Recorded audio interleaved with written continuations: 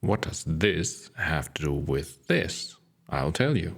Even though Office Politics may not look like it, it is heavily inspired by Pac-Man. I'll explain you how, and we will talk about level design in both Pac-Man and Office Politics. Wait, go back. Let's look at that level again, but from a pathfinding perspective.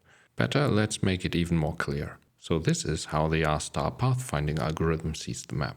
Maybe you can already see that there are some similarities to the Pac-Man level. Of course, it's not the same maze, but it is similar principles. So let's talk about Pac-Man for a second, and then you will understand what the inspiration exactly is. Pac-Man is such an incredible game that literal papers have been written about it. And the two main elements of Pac-Man are the maze design and the ghost behavior.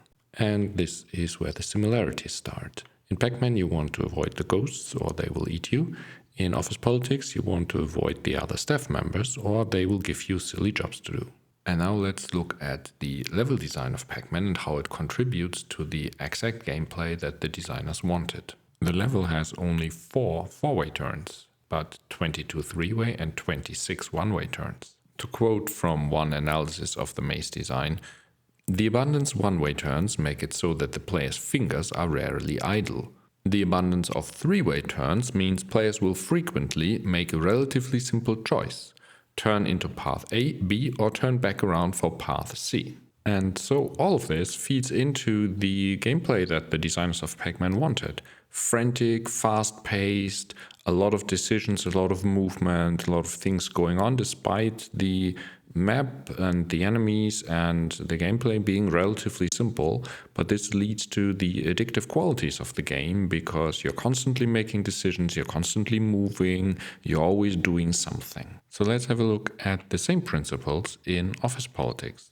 This is the map of the first level, the tutorial level. And with what I've just said about Pac-Man, you can now instantly spot some of the three-way or one-way turns in this map. But there are more inspirations than that, such as these loops that you can run around if you are being chased by the staff. And since I take so many inspirations from this old game, here is one of the next levels that I'm working on, and if you don't see it yet, you see it now. So there it is. My inspiration for this game was an old game from 1980, but excellent game ideas never get old. And I am of course adding my own ideas and a slightly different take on the base idea as well as a different theme. See you soon for the next updates.